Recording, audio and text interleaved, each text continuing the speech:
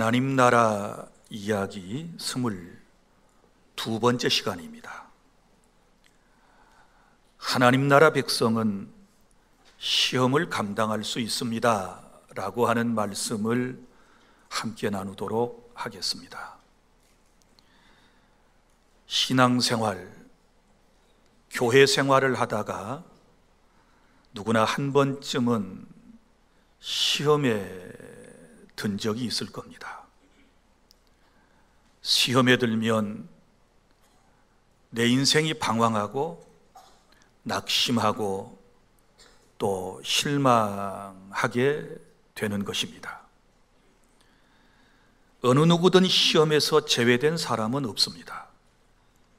직분과 신앙 연조, 그리고 교회에서 헌신 봉사에 상관없이 누구에게나 시험은 찾아옵니다. 그러므로 예수님을 믿고 하나님의 나라에 속한 하나님 나라 백성들은 시험에 대하여 바로 알고, 그리고 주께서 말씀하신 대로 잘 대처해서 결국 시험에 승리하고 주께서 주신 놀라운 복을 누리는 그런 은혜를 체험해야 될 줄 믿습니다. 오늘 본문의 말씀을 보면 시험은 하나님께서 감당할 시험만 우리에게 주신다, 이렇게 말씀을 해 주셨고, 또 하나님 나라 백성에게는 시험 당할 즈음에 피할 길을 내주시고 감당하게 해주시겠다라고 하는 약속의 말씀을 주셨습니다. 저는 2주간에 걸쳐 시험에 대한 말씀을 여러분들에게 전해드리겠습니다. 오늘은 시험의 출처, 곧 종류에 대하여, 그리고 또 시험이 언제 찾아오는가에 대하여, 그리고 또한 그 경로에 대하여 말씀을 드리고, 다음 주에는 시험에 든 확실한 여러 가지 증거들, 나의 모습들, 그리고 어떻게 하면 이 시험을 우리가 잘 감당하고 이겨낼 수 있을 것인가에 대하여 말씀을 전해드리도록 하겠습니다. 첫째, 시험은 어디서부터 옵니까? 우리는 시험의 출처를 분명히 알고 있어야 합니다. 첫째는 사단 마귀로부터 시험이 오는 것입니다. 우리가 시험을 이기려면 나에게 시험을 가져다 준 사탄의 실체에 대하여 알아야 하겠지요. 여러분, 사탄에 대하여 성경은 여러 곳에서 말씀을 하고 있지만, 먼저 마태복음 4장 3절 말씀에는 사탄은 시험하는 자, 이렇게 표현되어 있습니다. 시험하는 자가 찾아왔다. 사탄이 하는 일은 시험하는 것입니다.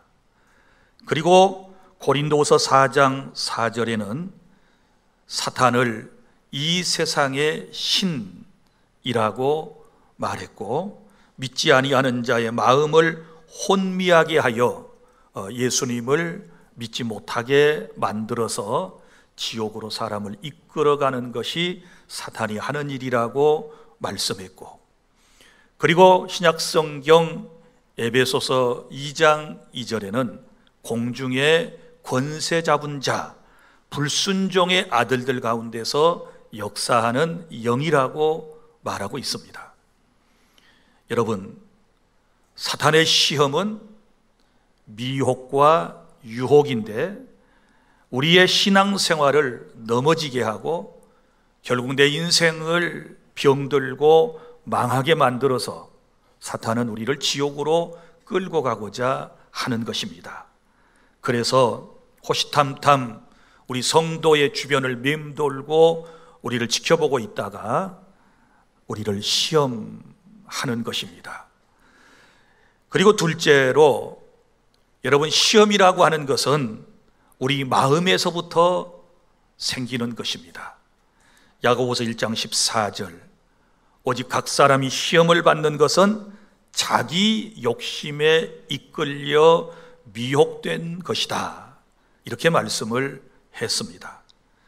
여러분, 우리가 거듭나서 하나님의 나라 백성이 되었다 할지라도 여전히 이 세상을 사는 동안에는 타락한 인간의 본성인 죄성이 우리 안에 남아 있어서 주님 말씀대로 살고자 하는 마음과 함께 또 죄를 짓고자 하는 마음도 늘 우리 마음에 꿈틀거리고 있다는 사실을 아셔야 합니다.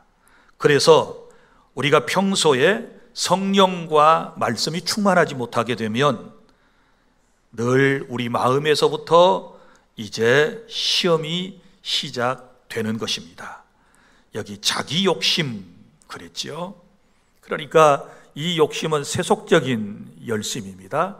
하나님과는 아무런 상관도 없는 이런 욕심, 남보다 더 많이 가지려 하고, 남보다 더 높여지려고 하고, 남보다 더 인정받으려고 하고, 남보다 더 많은 것을 소유하려고 하는 이런 욕심에 이끌려서 결국은 사람이 시험에 드는 것입니다.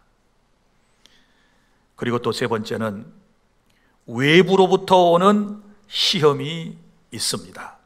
창세기 37장에 보면 특별히 거기 요셉이라고 하는 사람이 소개되고 있습니다. 우리가 잘 아는 대로 요셉은 경건한 사람입니다. 늘 하나님의 말씀대로 살려고 노력을 했던 사람입니다. 그런데 요셉의 형들은 그를 미워했습니다.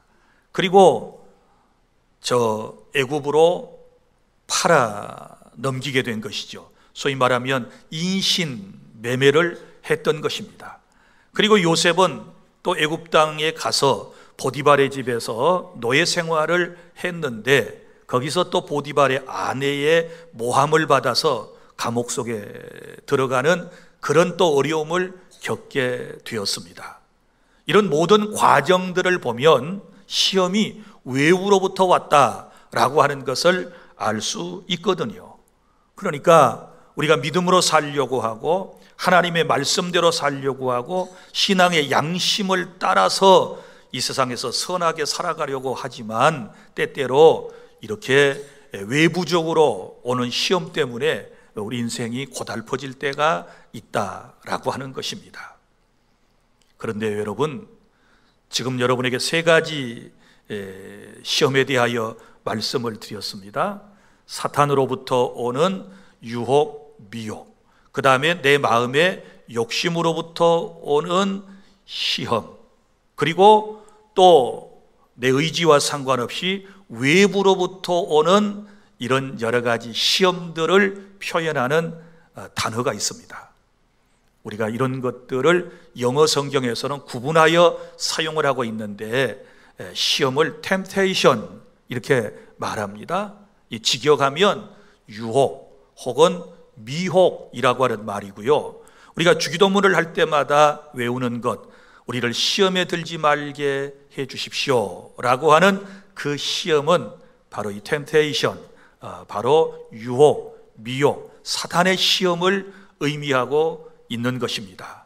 그런데요, 이제 네 번째는 하나님께서도 우리를 시험하신다 이렇게 말씀을 하셨습니다. 그러니까 하나님으로부터 하나님이 허락하심 가운데서 우리 인생이 때때로 시험을 받을 수 있다라고 하는 것입니다. 물론 야고보서 1장 13절 하나님은 우리가 죄짓도록 temptation, 시험하지 않으신다 라고 말씀을 하셨기 때문에 너희가 시험을 받을 때에 하나님께 시험을 받는다 하지 말아라 이렇게 말씀을 하셨지 않았습니까? 그런데 구약성경 창세기 22장 1절 이하에 보면 하나님께서는 아브라함을 시험하려고 부르셨다. 또 욥기서에 보면 하나님께서는 인생을 분초마다 시험하시나이다 이렇게 말씀을 하고 있습니다.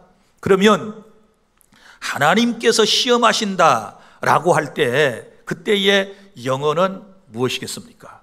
여러분이 짐작하시는 대로 테스트입니다. 테스트. 그러니까 마귀는 템테이션하고 하나님은 테스트하신다. 그럼 시험, 테스트는 언제 하는 겁니까? 학교에서 학생들이 공부를 했을 때 이제 어느 한 과정을 마치게 되었을 때 그의 실력을 평가하기 위해서 치르는 시험, 이걸 테스트라고 그럽니다. 여러분이 잘 아시는 것처럼 우리 선생님들은 시험을 출제할 때 반드시 교과서 범위 내에서 시험을 출제하는 것입니다. 그래서 오늘 본문에도 보면 사람이 감당할 시험밖에는 너희에게 허락하신 적이 없다, 이렇게 말씀을 하셨지 않았습니까? 그러면 하나님께서는요, 저 아브라함을 시험하려고 부르셨다고 그랬는데, 하나님께서 아브라함을 처음에 부르실 때 그는 믿음의 사람 아니었습니다. 갈대아 우르라고 하는 곳에서 아버지 데라와 함께 우상을 만들어 팔고 우상을 섬기는 그런 가정에서 태어났고 그런 문화 속에 살고 있었던 것입니다. 그런데 하나님께서 그의 후손을 통하여 이제 메시아를 보내실 계획을 세우셨고 이 아브라함을 하나님께서 불러내셨거든요. 믿음이 없는 사람을 믿음의 사람으로 여러 환경과 사건을 통하여 하나님의 계시를 통하여 그를 믿음의 사람으로 만들어 가셨습니다. 이제 아브라함의 믿음이 어느 정도 단계에 올라왔습니다. 그리고 하나님의 은혜 가운데 아브라함은 100살 때 이삭이라고 하는 아들을 낳았습니다. 기적적이었습니다. 그의 아내의 나이는 90살이었습니다. 이제 하나님께서는 아브라함의 믿음을 테스트하기를 원하셨습니다. 정말 나를 신뢰하는 믿음이 있는가?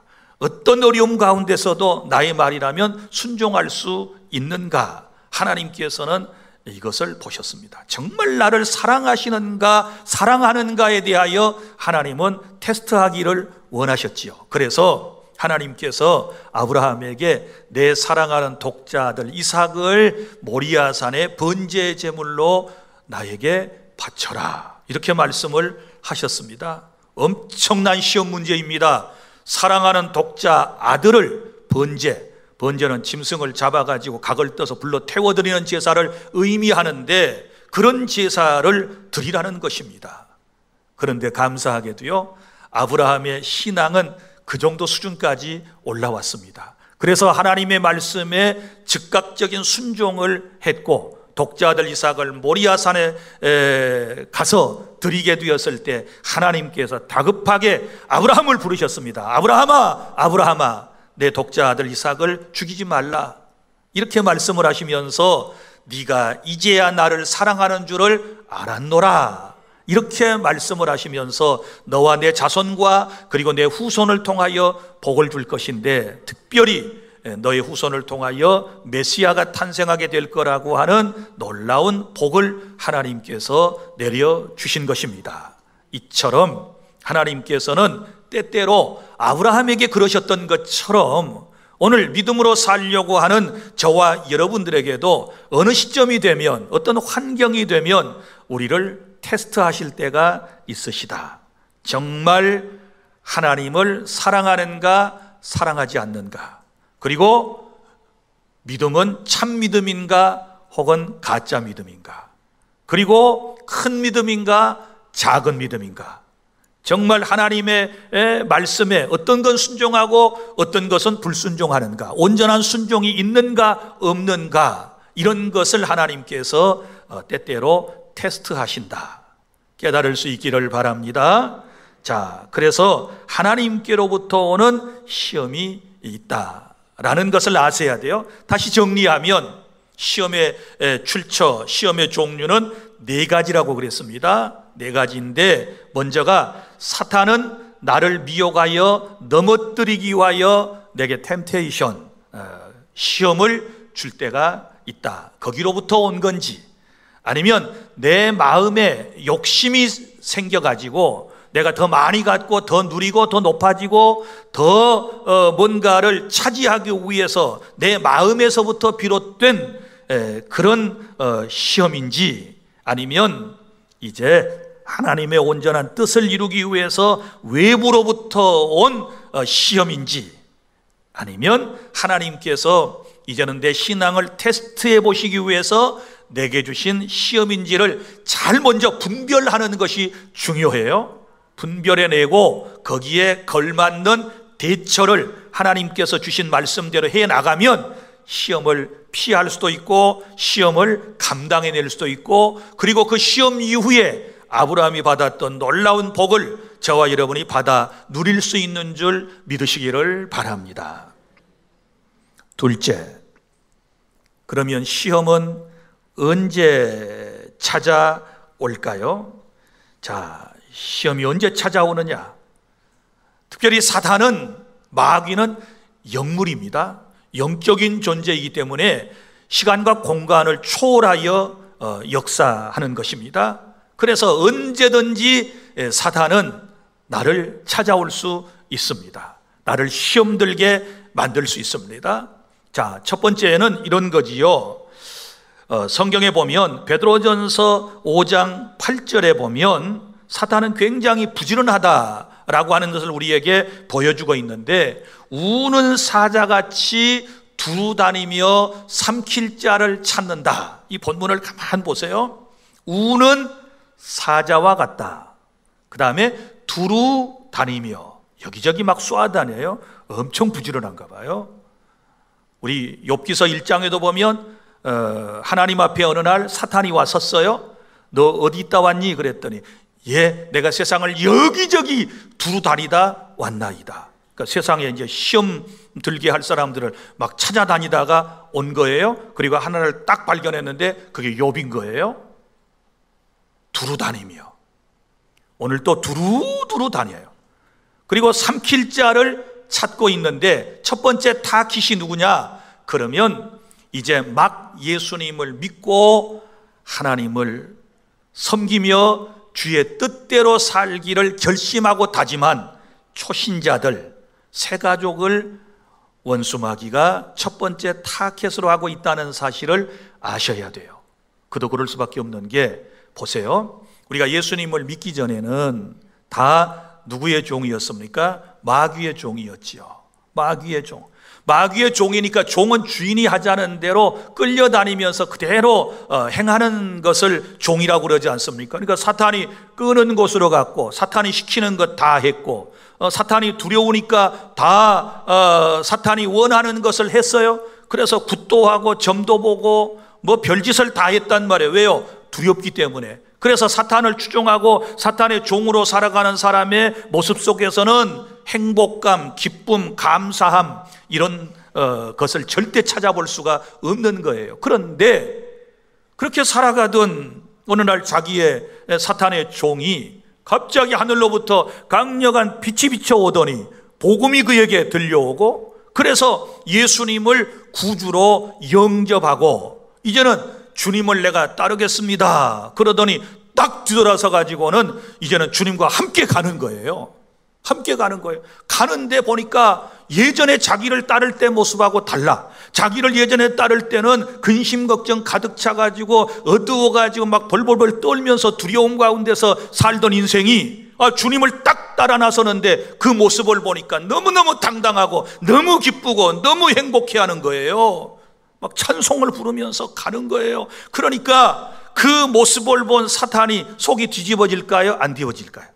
뒤집어지죠. 그러면 사탄이 그대로 따라가라고 포기하고 놔둘까요? 절대로 놔두지 않습니다. 사탄은 우리에게 미련을 버리지 못합니다. 그래서 사탄이 그런 사람을 넘어지게 하기 위해서 다시 또 찾아옵니다. 그리고는 두려움을 갖다 줍니다. 아쉬운 마음을 갖다 줍니다. 세상을 더 사랑하게 만듭니다. 세상을 더 그리워하게 만듭니다. 그리고 세상의 약속들을 또 많이 해줍니다. 네가 나를 따르면 이렇게 이렇게 다 해줄 거야. 예수보다 더 좋은 것들을 내가 너에게 줄 수 있어. 이러면서 우리를 시험하는 거예요. 그래서 대부분 초신자들이 여기서 넘어져요. 그리고는 이제 뒤돌아서서 다시 마귀를 따라서 세상으로 나아가 버리는 이런 안타까움이 있는 거예요. 여러분, 성경에서도 우리가 이런 예들을 많이 볼 수 있는데요.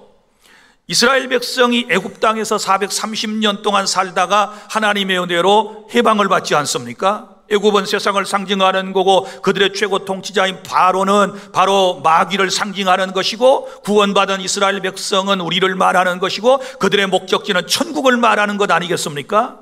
그래서 이 사람들이 출애굽하고 애굽에서 해방받아 가지고 가나안 땅을 향해 가는데, 그동안 이스라엘 공동체를 노예로 부려먹었던 바로와 그리고 저 이집트 사람들이 그냥 놔뒀나요?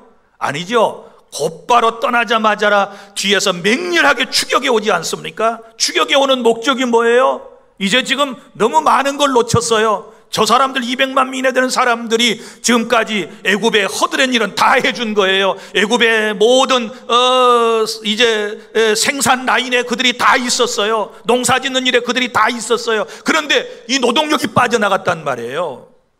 그래서 바로가 미련을 버리지 못하고 군대를 풀어서 맹렬히 자기 자신과 함께 추격을 해오는 것처럼, 여러분, 우리가 막 예수님을 믿고 주님 뜻대로 살려고 할 때 사탄이 우리를 내버려 두지 않는다. 그래서 사탄이 우리에게 찾아올 수 있다는 걸 아셔야 돼요. 또 보세요.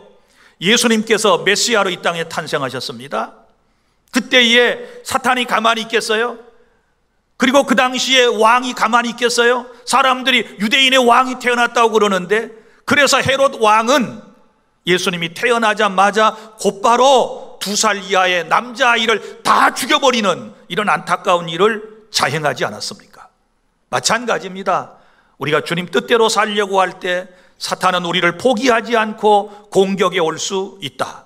예수님의 공생애에서도 마찬가지입니다. 예수님께서 이제 광야에 나가서 40일 동안을 금식하며 기도하시고, 그리고 이제 예수님께서 공생의 삶을 시작하시잖아요. 사탄은 이것을 그냥 놔두지 않았어요. 그래서 금식하고 있던 연약해진 예수님에게 찾아가서 여러 가지 시험을 하는 모습을 볼 수 있지 않습니까?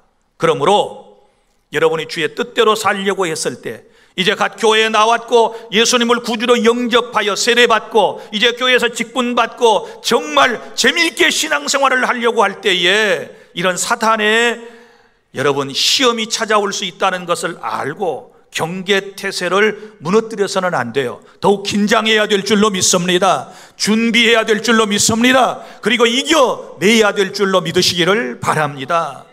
다시 뒤돌아 세상으로 가면 마귀의 종이 되는 것이고 결국은 지옥으로 끌려간다는 사실을 알고 나는 십자가만 바라보고 주님을 따라 나섰으니 절대로 뒤돌아서지 않는 이러한 단호한 결단이 저와 여러분에게 요구되고 있다는 사실을 믿으시기를 바랍니다.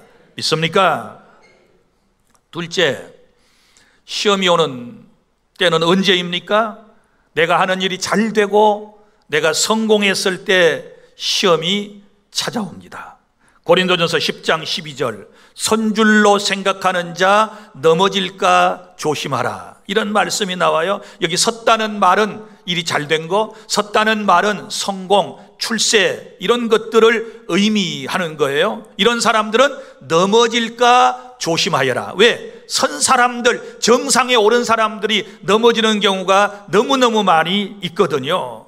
사무엘하 24장 2절 이하에 보면 이런 말씀이 나와요. 다윗 왕이 나오고요. 다윗 왕이 여기서 인구조사를 해요. 인구조사를 하는데 여러분, 통치자가 인구조사를 하는 것이 뭐가 잘못됐겠습니까? 그런데 우리는 그 인구조사를 하고자 했던 그 마음을 먼저 살펴볼 필요가 있는 거예요. 다윗이 어려움 가운데서 왕이 됐습니다. 그리고 자기 나라가 이제 부강해졌습니다. 안정됐습니다. 그런데 어느 날 그의 마음속에 어떤 마음이 생겨왔느냐? 야, 내 나라는 부강해.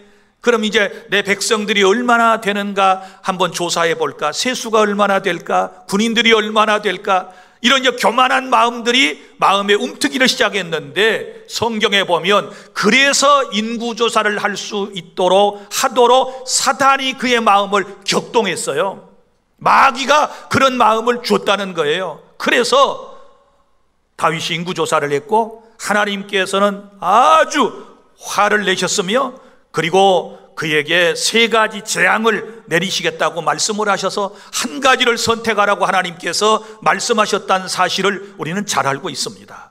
사랑하는 여러분, 그렇습니다. 일이 잘 되고 성공할 때 우리 정말 교만하지 않도록 조심해야만 하는 것입니다. 호레이스라고 하는 사람이 이런 말을 했습니다. 더 높은 탑일수록 더 무겁게 느껴지며 벼락은 산 꼭대기를 때린다.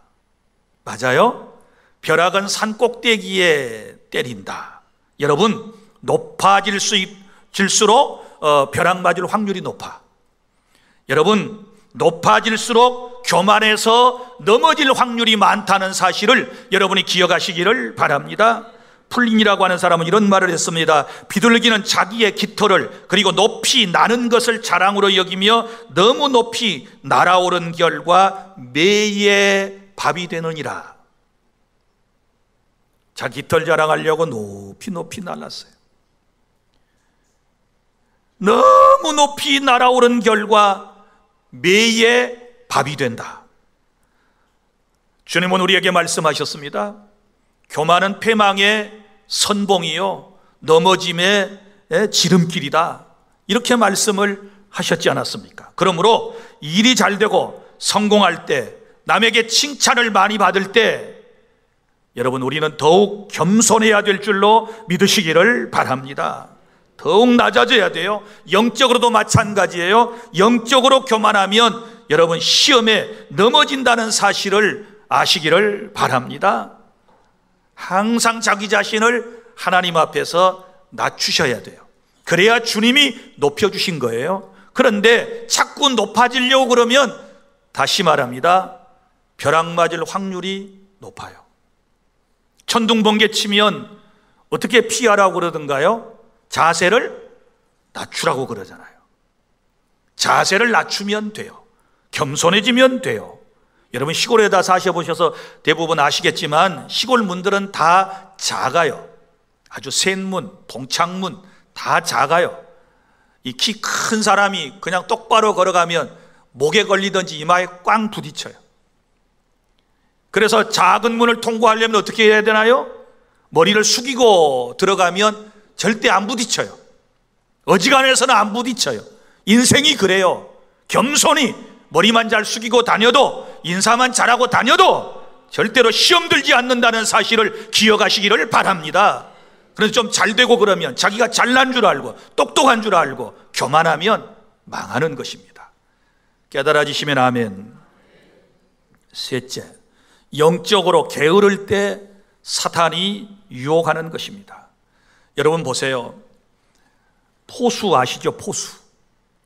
포수는 특별히 새의 조류를 사냥을 할 때 어떻게 할까요? 막 열심히 샥 날아가는 새의 조준을 합니까? 아니면 가만히 가지에 쉬고 앉아있는 새를 조준을 할까요? 표적으로 삼을까요? 말 좀 해봐요. 보통 이제 포수 같으면 가지에 그늘에 가만히 쉬고 있는 새를 표적으로 삼아서 방아쇠를 당기게 되는 것입니다. 여기에 진리가 있습니다. 사랑하는 여러분, 사단은요 게으른 사람, 아무것도 안 하고 있는 사람을 표적으로 삼는다는 사실을 아셔야만 하는 것입니다. 그래서 성경에도 보면 마태복음 13장 25절에 사람들이 잘 때 원수들이 와서 가라지를 덧뿌리고 갔다. 여러분, 논밭에는요 원래 농부들이 알곡만 뿌리는 거예요. 좋은 씨앗만 뿌리는 거예요. 그런데 어느 날 자고 일어나 보니까 막 가라지가 있는 거예요. 뿌리지도 않았던 가라지가 있는데 성경에 보면 자고 있을 때 원수가 와서 가라지를 덧뿌리고 갔다. 이게 뭘 의미할까요? 우리가 영적으로 나태하고 영적으로 자고 있을 때 원수 마귀는 늘 우리의 생각 속에 부정적인 거, 우리의 생각 속에 죄질 마음을 갖다 준다는 사실을 아셔야 돼요. 그런데 열심히 기도하고 믿음으로 살아가는 사람은 시험될 겨를이 없어요. 여러분, 어느 날 에디슨에게 젊은이가 찾아와 질문을 했습니다. 선생님께서도 젊은 날 시험에 든 적 있으십니까? 그랬더니 에디슨이 이렇게 대답을 했습니다. 시험이요? 저는 시험에 든 적이 없습니다. 왜냐하면 이것저것 발명하느라고 너무 그 일에 골몰했기 때문에 저는 시험 들 시간이 없었습니다. 이렇게 말하더래요. 맞는 말입니다. 여러분, 시험 누가 듭니까? 아무 일도 하지 아니하고 기도도 안 하고 봉사도 안 하고 헌신도 안 하고 세상의 안락에 취해가지고 그늘 밑에 쉬어있는 저 새처럼 편하게 쉬고 있을 때 여러분의 사탄이 찾아와서 공격한다라고 하는 사실을 깨달을 수 있기를 바랍니다. 그래서 예수님께서 마태복음 26장 41절에 시험에 들지 않도록 깨어있어 기도하라, 로마서 12장 11절 게으르지 말고 열심을 품고 주를 섬기라, 우리에게 말씀하신 줄로 믿으시기를 바랍니다. 그러니까 신앙생활에 시험 안 들으려면요, 교회 와서 쉬려고 그러지 말아요. 목사님, 찬양대 쉬고 싶어요? 교사 쉬고 싶어요? 내년에 구역장 좀 뽑아줘요. 아이고, 선교단 밥도 못 먹고 와서 연습하고 좀 빼주실래요? 뭐 이러는 분들이 있어요. 그 빼줄 수 있는데요, 그 순간에 사탄의 밥이 된다는 사실을 아셔야 돼요. 표적이 된다는 사실을 아셔야 돼요. 자, 자전거는요, 자전거 타는 법 아시지요? 자전거 위에 올라가지고 가만히 있으면 넘어질까요? 안 넘어질까요? 아, 넘어지는구나.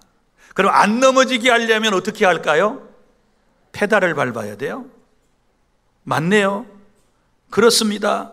내 인생이 시험 들지 않고 성공적인 신앙생활을 하려면 페달을 밟고 하는 거 좀 힘든 일이지만 그것을 통하여 내가 넘어지지 아니하고 여러분 목적지까지 가게 된다는 사실을 믿으시기를 바랍니다. 그래서 늘 우리의 신앙생활, 교회생활은 자전거 페달을 밟는 이런 심정을 가져야 하는 것이에요. 믿습니까? 넷째, 언제 시험에 들까요? 인생이 힘들고 어려울 때 시험에 들 수 있습니다. 여러분, 인생이 힘들고 어려울 때는 내 마음 관리가 참 힘들어요. 마음이 약해지고 마음이 무너지면요, 이거 엄청 위기라는 사실을 여러분이 아셔야 돼요. 왜냐하면 마귀가 바로 그 틈을 공격하기 때문에 그런 것입니다. 어디 마음뿐일까요? 우리 육체도 연약해지면 사탄이 늘 공격을 하거든요. 자, 여러분 보세요. 제가 많은 사람하고 이제 늘 대하면서 얘기를 하는데, 주일 낮예배 왜 안 나오세요? 왜 못 나오세요? 그러면요, 자느라고. 왜 지금까지 자고 있을까요? 피곤하니까. 그 피곤하면 좋은 일이 생길까요? 아니에요. 피곤하면 예배 못 나와요. 피곤하면 아무것도 못 해요. 그러니까 여러분, 뭐 어차피 다 피곤한 인생을 살아요. 그런데 걸핏하면 피곤해요 그러면 사탄이 가만 듣고 있다. 그래, 너 많이 피곤하구나, 내가 곧 갈게, 기다려. 계속 자. 피곤하구나, 설교 시간도 피곤하구나, 눈 좀 감어. 집에서 너 어제 수면제 먹었는데도 너 잠 못 잤지? 근데 뭐 목사 설교 목소리가 얼마나 감미로우냐? 그러니까 눈 감고 딱 10분만 자면 한 10시간 잔 것하고 똑같을 거야. 이러고 이제 눈을 싹싹 마귀가 감기게 하는 거예요. 인생이 힘들다는 증거거든요. 인생이 힘들지 않으면 영이 지금 힘들다는 증거거든요. 사랑하는 여러분, 보세요. 예수님께서도 마태복음 4장 얘기 지금 제가 계속 하는데요, 왜냐하면 거기 시험 받으신 예수님에 대한 기록이 나오기 때문에 그래요. 우리 예수님께서 40일을 금식하며 기도하실 때 육신 피곤했을까요? 안 하셨을까요? 피곤하셨어요. 육을 가지셨어요. 피곤한 예수님에게 사단이 찾아왔어요. 피곤한 사람에게 사단이 찾아올 수 있어요. 그러므로 평소에 우리가 건강관리를 잘해야 될 줄로 믿으시기를 바랍니다. 우리 육신 너무 소중한 거예요. 피곤하지 않도록 해야 돼요. 너무 피곤하지 않도록 해야 돼요. 그래서 내 마음도 내 육신도 힘들 때 사탄이 찾아올 수 있다. 시험이 들 수 있다. 다섯 번째는 믿음이 약할 때 시험에 드는 것입니다. 우리 몸이 약해질 때, 여러분 보세요. 면역력이 떨어질 때 병이 침투하듯이 내 믿음이 약할 때 시험이 찾아오는 것입니다. 그러니까 여러분 약해지면 안 돼요. 자, 영도 그리고 마음도 육체도 믿음이 약해지면 안 되는 거예요. 보세요. 창세기 34장에 보면 이런 얘기가 나와요. 자, 야곱의 자녀들이 있어요. 아들 12에 딸 하나였지요. 그런데 이 딸의 이름이 디나인데, 디나가 세겜이라고 하는 불신 동네 쪽을 갔다가 그쪽 사람들에게 겁탈을 당했어요. 그러니까 이 오빠들이 막 열이 나가지고 속에서 막 다 올라왔어요. 어떻게 하는지 보복을 하고 싶은 거예요. 그래서 짜낸 계략이 뭐였느냐, 이렇게 그들에게 점잖하게 얘기를 했습니다. 여보시오, 우리 이스라엘 사람들은 할례를 받지 아니한 이방 사람들과는 혼인을 할 수 없어. 그러니 앞으로도 계속해서 당신들 족속과 우리 이스라엘 사람들이 혼례를 치르려면 당신들도 할례를 받아야 합니다. 이렇게 말했단 말이에요. 그러니까 이 세겜에 사는 사람들이, 남자들이 할례를 받잖아요. 할례가 뭡니까? 남자의 생식기의 포피를 잘라내는 요즘으로 말하면 포경수술과도 같은 것인데, 이 장정들이요, 이스라엘 사람들과 혼인하기 위해서 다 이제 이 소위 말하는 포피를 잘라내는 포경수술 같은 걸 한 거예요. 여러분, 그리고는 피를 흘리고 힘이 없으니까 다 집에 이제 앉아 있는 거예요. 싸울 능력이 없는 거예요. 이때에 야곱의 아들들이 세겜을 급습해 가지고 거기에 사는 남자들 다 죽여버려요. 다 죽여버려요. 이런 비극적인 역사가 성경에 기록. 마찬가지예요. 내 믿음이 연약해질 때, 내 육체가 연약해질 때 사탄이 공격한다는 사실을 알고 어찌하든지 영과 육을 강건하게 우리가 날마다 말씀과 기도로 무장해 나가야 될 줄로 믿으시기를 바랍니다. 그리고 혼자 있는 것 조심해야 돼요. 혼자 있는 것. 이 믿음이 약한 사람들은요, 혼자 있는 것을 굉장히 좋아해요. 여러분, 하와가 남편하고 함께 있지 않고 혼자 있다가 뱀이 찾아와서 미혹할 때 넘어갔어요. 둘이 같이 있었더라면 그런 일이 안 생길 수도 있는지 몰라요. 그렇지 않습니까? 그런데 연약한 인간이 여자가 혼자 있다가 뱀의 유혹을 받고 넘어가고 남편에게도 선악과를 따먹게 하는 모습을 우리가 볼 수 있잖아요. 마찬가지입니다. 성도도 마찬가지예요. 혼자 있을 때 이 사탄이 찾아올 수가 있어요. 여러분, 교회 식구들과 신령한 교제를 하지 아니하고 외톨박이 신앙생활을 하고 외로울 때 시험이 찾아오는 것입니다. 그러므로 항상 모이기를 힘쓰고 말씀과 기도를 통해 건강한 신앙생활을 해야 될 줄로 믿으시기를 바랍니다. 인간은 사회적 동물입니다. 우리가 구원은 개인적으로 받지만 신앙생활은 살아있는 동안에 교회 공동체를 통하여 하도록 하나님이 정하셨습니다. 그러므로 교회 식구들과 잘 어울리셔야 돼요. 어울리셔야 돼요. 좋은 일이 있는데 누구 한 사람에게도 축하를 받을 만한 사람이 없다, 연락을 할 사람이 없다, 이거 보통 문제가 아니에요. 내 인생이 힘들어서 기도를 부탁하고 싶은데 기도 부탁할 사람이 없다, 그런 인과관계를 교회에서 교제를 하지 않았기 때문에 그런 거예요. 이런 폐단을 없애려면 모이기에 힘쓰고 성도의 교제를 잘 나누는 그런 지혜로운 교회 생활이 될 수 있기를 바랍니다. 셋째, 시험이 오는 경로가 있습니다. 시험이 어디를 통해서 오는지를 아셔야 합니다. 우리가 보세요. 도둑이 우리 집에 여러 번 왔는데 그때마다 도둑놈이 어디로 왔는가를 알고 미리 대처하면 도둑 맞지 않겠지요. 그 작은 창틀 옆에 있는 늘 글이 왔다, 그걸 뚫고 왔다 그러면 뭐 쇠창살을 하든지, 아니면 이 열쇠가 자물쇠가 너무나도 시원찮은데 이것 때문에 늘 따고 들어왔다 그러면 아마 보강을 하고 대처를 할 거예요. 그러면 그곳으로 못 들어오지요. 마찬가지입니다. 우리가 시험이 오는 통로를 알면, 경로를 알면 미리미리 대처할 수 있어요. 첫 번째는 가장 가까운 사람을 통해서 시험이 와요. 누구를 통해서? 가장 가까운 사람. 자, 먼 곳에 사는 사람을 통해서 시험이 오지 않습니다. 저 부산, 서울 사는 사람에게서 여러분 그 사람을 통해서 시험이 옵니까?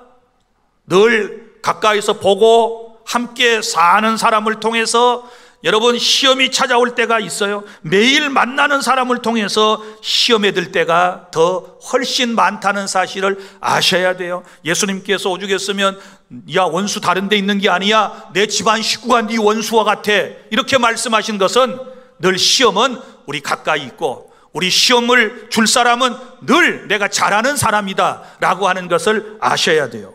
여러분 보세요. 아담은 돕는 배필 하와를 통해 시험 들었고, 욥도 그의 아내를 통하여 시험 들었고, 아나니아와 삽비라 부부도 마찬가지예요. 배우자들을 통하여 시험 들었던 사실을 우리는 잘 알고 있습니다. 그러므로 항상 시험은 가까운 사람을 통해서 오기 때문에 늘 서로 긴장 관계를 늦추지 않고 조심해야 돼요. 조심해야 돼요. 우리 전라도 사람들 다 좋은데요, 너무 잘 친해지는 것 같아요. 걸핏 하면 형님, 어이 동생, 희숙님, 아재. 그래서 난 진짜 혈육 관계인 줄 알았어 처음에. 나중에 알고 보니까 개에서 만난 사람이야.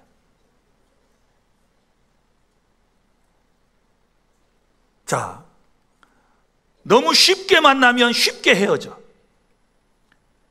가까운 사람 조심해야 돼요. 더 서로 예의를 갖춰야 돼요. 더 말도 조심해야 돼요. 왜요? 멀리서 있는 사람 통해서 시험 드는 게 아니고 집안 식구를 통해서 시험 들고 가장 가까운 교우들을 통해서 시험 들 수 있기 때문에 이걸 알면 미리미리 준비해야 돼요. 그리고 두 번째는 시험은 내가 가장 좋아하고 사랑하는 것을 통해서 시험이 내게 찾아와요. 자, 낚시꾼이 어떤 물고기를 잡으려면 그 물고기가 좋아하는 미끼를 사용하지 않습니까? 그래서 그걸 잡아요. 사탄은 성도들이 육적으로 좋아하는 것을 통해서 시험을 하는데 그 미끼 속에는 날카로운 뭐가 숨겨져 있어요? 낚시가 숨겨져 있다는 사실을 알아야 돼요. 그러니까 내가 가장 사랑하고 좋아하는 것, 하나님보다 아들, 딸, 손자, 손녀 너무너무 좋아하고 사랑하면 그 사람을 통해서 시험 옵니다. 나는 오직 물질 모아야 돼, 더 많아야 돼, 이러면 물질을 통해서 시험이 옵니다. 늘 건강이 최고야, 이러면 분명히 건강을 통해서 시험이 올 때가 있을 것입니다. 그러므로 내가 좋아하고 내가 가장 사랑하는 것, 그거 늘 여러분이 조심해야 된다는 사실을 나는 여러분들에게 주지시켜 드리고 싶습니다. 깨달을 수 있기를 바랍니다. 그리고 세 번째는 나의 약한 것을 통해서 시험이 오는 것입니다. 여러분, 운동선수, 특별히 격투기 하는 선수들을 봐요. 저도 이제 가끔 이 격투기를 보면 죄송해요, 너무 시원해. 아주 격투기 하는 걸 보면 너무너무 그 다음 레슬링도 너무 재밌어요. 레슬링 그 조금 뭐 짜가지고 하는 것 같기도 해요. 그런데 너무 리얼하게 하니까 너무너무 재밌어. 특별히 여성 그 레슬링 선수들 막 격투기 하는 걸 보면요, 야, 막 대단한 생각이 다 드는 거예요. 우리 옆에 저런 사람이 없는 게 너무 감사하다 막 싶을 정도로. 그런데요, 이 운동선수가 상대방을 이기기 위해서는 어디를 때릴까요? 약점을 때리는 거예요. 약점. 예를 들어서 록식이라고 그래가지고 허벅지 짱단지 같은 데가 뭐 아무리 우애가 잘 발달이 됐어도요, 그런 데를 차면 뭐 무너지거든요. 또 거기만 막 노리는 사람은요, 계속 짱단지, 허벅지 막 이런 데를 발로 차는 거예요. 또 어떤 사람은 옆구리가 약한 걸 알고 막 옆구리만을 공략하는 사람도 있고요. 다 약점을 공격하는 거예요. 여러분, 사탄도 마찬가지예요. 나의 약점을 알고 공격해요. 이성이 약한지, 물질이 약한지, 명예가 약한지, 이런 것들을 알고 나를 공격하기 때문에 여러분의 약점을 여러분이 스스로 지금 파악을 하고 계시다면 그 약점을 잘 보강하실 수 있기를 바랍니다. 넷째, 사소한 것을 통해서 시험이 찾아옵니다. 자, 큰 일에서만 오는 것이 아니고 작은 일 하나하나에서부터 오는데요, 사소한 말 한마디, 사소한 일, 사소한 얼굴의 표정, 행동 하나하나를 통해서 시험에 들 때가 있습니다. 여러분, 생선 가시가 목에 걸리는 것은 생선의 등뼈가 아니라 작은 가시의 목을 걸린다는 사실을 아셔야 돼요.